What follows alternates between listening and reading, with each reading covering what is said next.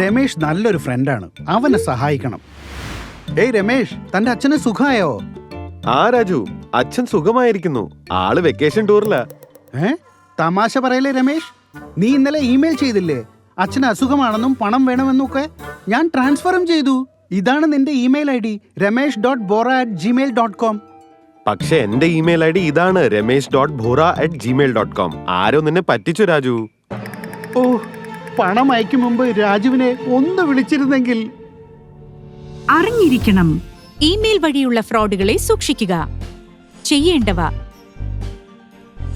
Email അനുസരിച്ച് പണം അയക്കും മുൻപ് ആ വ്യക്തിയെക്കുറിച്ചും ഇമെയിൽ ഐഡിയെക്കുറിച്ചും വെരിഫൈ ചെയ്യൂ.